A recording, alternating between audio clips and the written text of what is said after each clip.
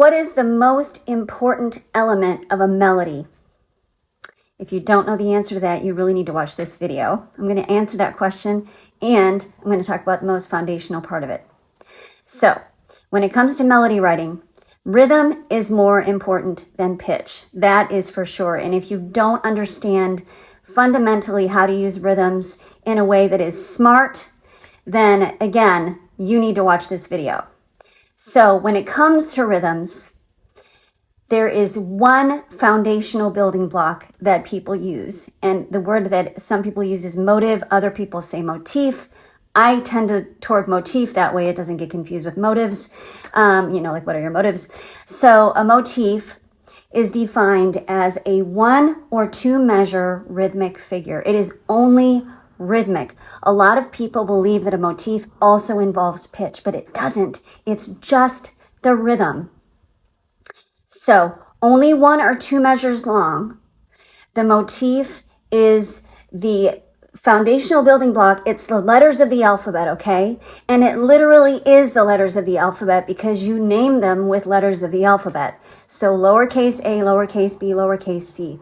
Motifs are labeled with lowercase letters. All right, so let's talk about one super famous melody and its motivic pattern. The Raiders of the Lost Ark theme by the great John Williams. I think pretty much everybody knows this melody, which is why it's a great example to use. So,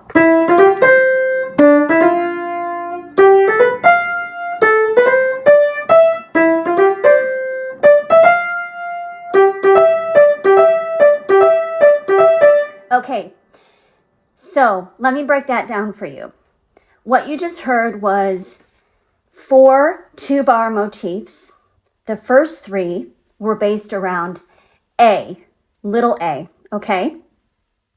But let me play it one way to show you an example of why it's important to understand what you're doing with rhythm. What if it was this instead?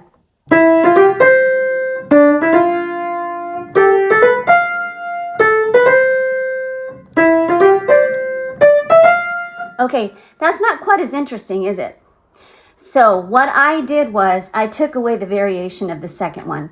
This is, again, an illustration of the importance of balancing repetition and variation, okay? So your rhythmic motifs are where you get your repetition, and the pitch is often where you get your variation, but you can also get your variation in the rhythmic motifs. Hang with me. I may be going a little deep on this, but this is really good to understand. The first motif, little a, is bum-ba-dum-bum, bum-ba-dum, okay? So that is what the first 3 2-bar phrases are based on. But the middle one has 2 extra notes at the end. So we're going to call that A prime. And the way you would notate that is just little a with an apostrophe after it, okay?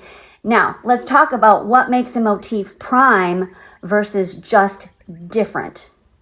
In order to know whether you're taking your motif and making a prime version of it or just sort of messing with it and mucking up the repetition, you need to understand the structural notes of the motif. So the structural notes are the ones that happen on the strongest beats, which are in a 4/4 time signature, beats 1 and 3. And within the quarter note, the 16th note subdivision, it's the 1 and the and. So not the E and the not the 2 and the 4 necessarily, unless it's a super syncopated rhythm and that's the personality of it. But the basic personality of the motif lives with the structural notes. So if you have a basic rhythm and you add a couple notes on the end, it's a prime. If you have a basic rhythm and you maybe take a couple notes off the end, still a prime.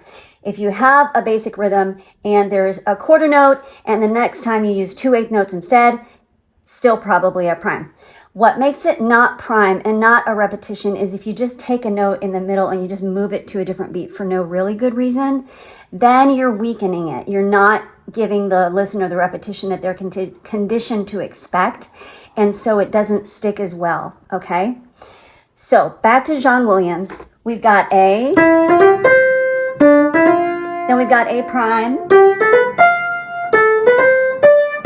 then we got A again.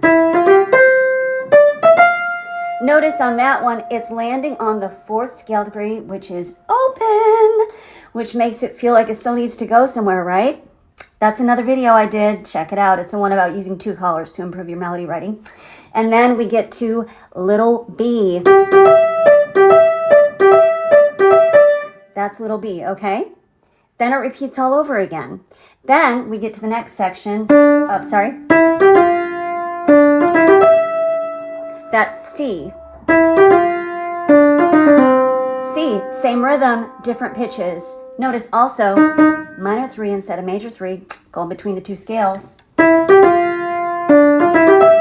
C again. So then we get to little d. Notice he's going between the major and the minor, right? D repeats again, and then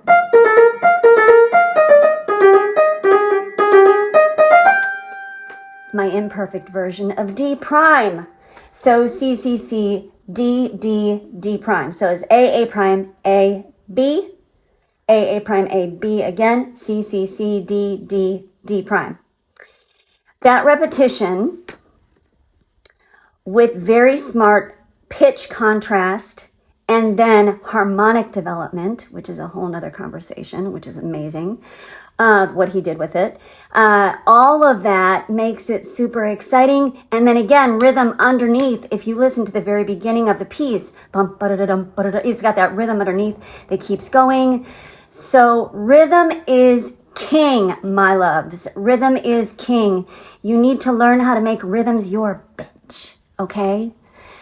And if you can, then your songs are going to be so frickin' hooky that people will not be able to get your songs out of their heads. So I'm going to actually, in my next video, talk about some songs off the radio and break down their motivic patterns and show you that everything I just talked about totally applies to songs on the radio.